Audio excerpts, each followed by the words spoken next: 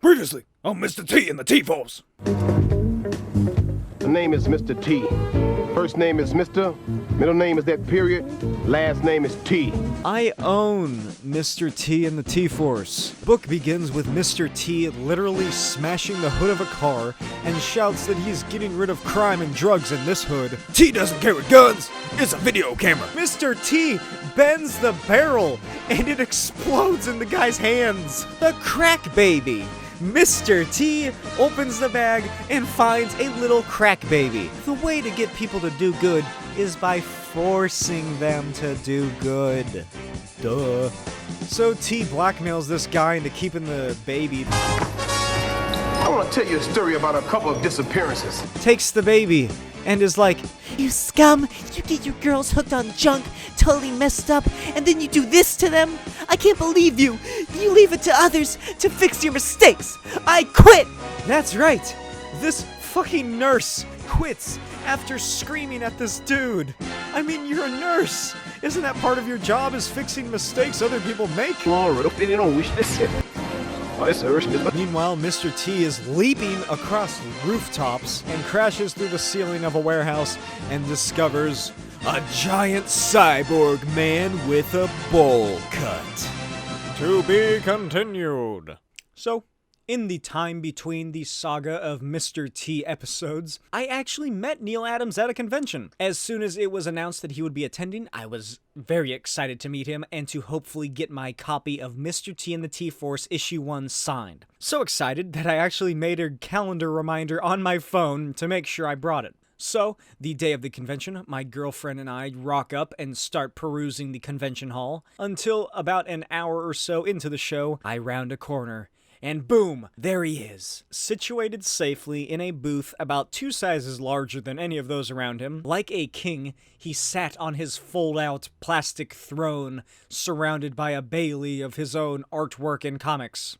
We walked by, looked at some of his work, and I scanned for any listings of prices. Until I saw it. There it was, 50 smackos for one autograph. We continued past, and I skulked into the men's room to count my money in a grotty stall. At this point, I had spent about $150 to around $200 in comics. Maybe more, maybe less. I don't really remember. I showed up to the convention hall, and the last thing I remember is my eyes rolling back into my head. Then next thing I know, we're leaving on the escalators. I brought this cash for a reason, and it is Neal Adams. When am I ever gonna have the chance to get him to sign this again? What if he dies? Like that other guy who I could have gotten a signature from. Don't make me come down there, you punk.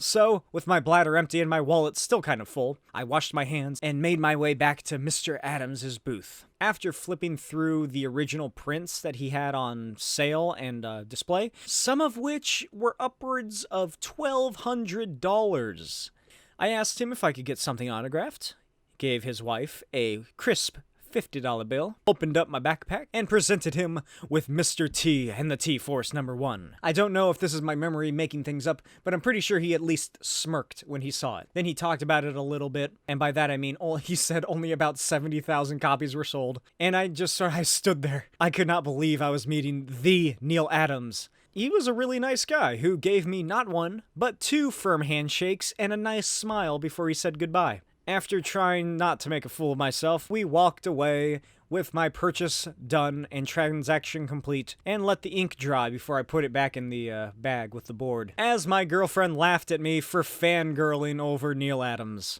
But hey, I spent $50 for Neal Adams to sign a mediocre comic book about TV star Mr. T that I'm pretty sure he only worked on for a paycheck. So who's laughing now?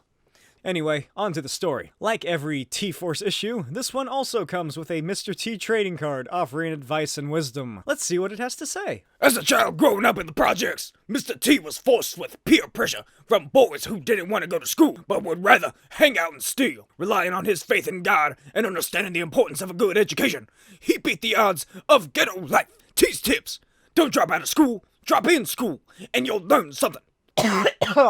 Released in 1993, written by Neal Adams and Pete Stone, with art by Neal Adams. This is Mr. T and the T-Force, Issue 2, Smoke Dreams. The story begins where we left off, with T confronting a giant cyborg drug runner with a bad bowl cut, who I will now refer to as Anton Sugar X. That's a little No Country for Old Men / Jason X reference for you. You ever do something that really wasn't right? Mr. T threatens to shut down this drug operation, and Anton X tells him that his people are starving because people like T prevent the planting of coca plants. Then he punches T through a wooden beam, and then Mr. T gets up and clocks Anton X in his giant face, and Anton asks how T can live with his crimes of starving people, and Mr. T's like, "What?" Anton says that his people's plants keep getting sold, and T finally understands that he's talking about drugs. Look, I never said he was the shiniest of the chains. Anton says that they are plants of the mind, and T corrects him by saying that cocaine is death. Meanwhile, a security camera watches on, and in some dark room, 3 men in suits sit with some sort of Mexican / South American stereotype and conduct a sinister business. Meanwhile, Anton X zones out as he shoots a grenade at Mr. T. When Mr. T gets up to his feet again, he's shot by cocaine darts. Yup, Anton X has the ability to shoot darts that have been loaded with cocaine, and one of them goes right into T's chest. Boy, that was close. Well, we made it out of the hills of Canada okay. But if we wasn't in great shape and worked together as a team, it might have been a different story. The main thing is we learned something. No matter what shape you're in, everybody needs help sometime, even me. And if you're too proud to ask for help when you need it, you're gonna find yourself in more trouble. That's what happened to Spike. I wanna tell you a story about a couple of disappearances.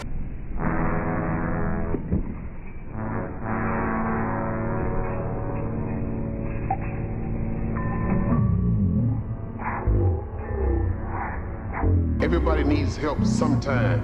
Even me. Disappearances. That's what happened to Spike. That's what happened to Spike.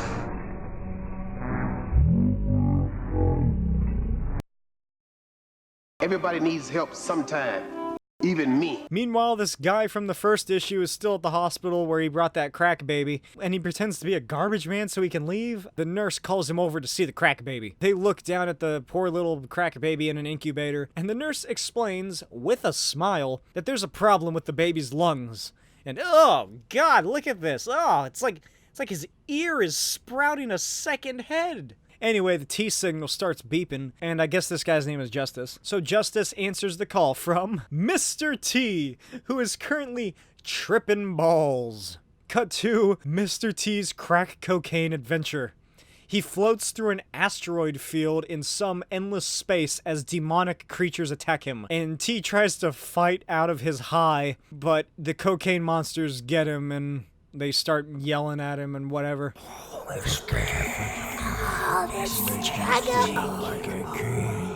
Never! I was made by pain and struggle. No one takes my pain. Pain makes me the best.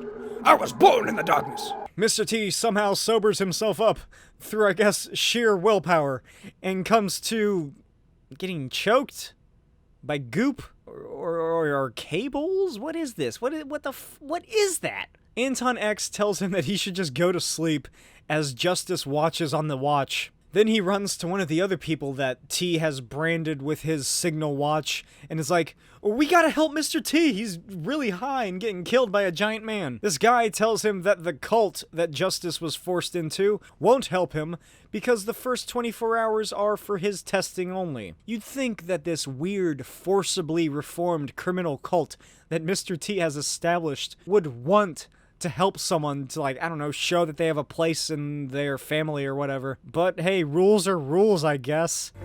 Hey, Mr. T here. Have you ever been accused of doing something you didn't do? Well, it happened to me in Mexico City, and I got thrown in jail for it. You know, I got arrested because my team tried to do something nice for me. Too bad they didn't realize that nothing in life is free. You want to know what that means? You want to know who the real crook was? Keep watching. God, just imagine what this guy did if he doesn't want Mr. T to be saved. Then he says that if Justice knows where the gangsters are, he also knows how to help Mr. T. And Justice is like, "I don't know how to stop a giant drug-shooting cyborg." Mr. T can kiss his gold ass goodbye. Red Shirt says that no one else is going to help Mr. T, probably because they all secretly hate him for branding them with his T signal that they seemingly can't remove. And then this other guy shows up and he looks directly at Justice and he's like, "You guys seen the screen? T's in trouble. Too bad there's nothing we can do." And Justice is like, "Okay, I'm good. I'm done with this. I'm leaving." And walks away.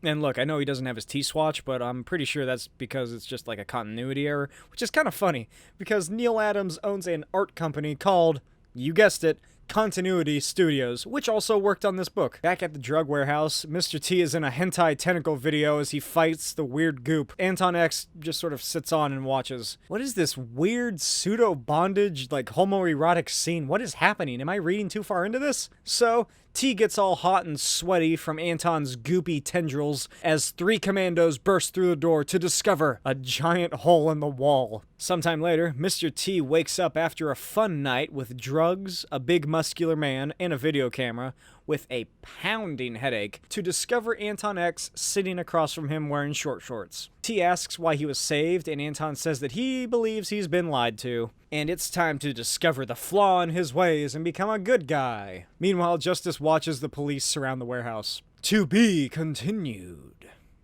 I hope you enjoyed this episode. If you did, make sure to leave a like and to subscribe for more content just like this. As always, let me know what you thought of the comic in the comments below and leave any recommendations you might have. I also host a podcast called the Cruising Altitude Podcast, which involves me and my friend Saul watching every Tom Cruise film and then discussing them. It's released every 3rd of the month. This month, it was the 1985 fantasy film Legend, starring Tom Cruise, Mia Sara, and Tim Curry. I'll see you next time. Bye. Can I come in, little T? Please, neighbor. I thought we might have a little talk. You know, like head to head. Laborers. Well, I'm really flattered that you tried to look like me to impress that girl. Well, Yeah, yes, sir. definitely. So just be yourself. But remember, though, you can't force girls into liking you. Of course, I can, but that's another story. Everybody needs help sometime. Even have you ever been accused of doing something you didn't do?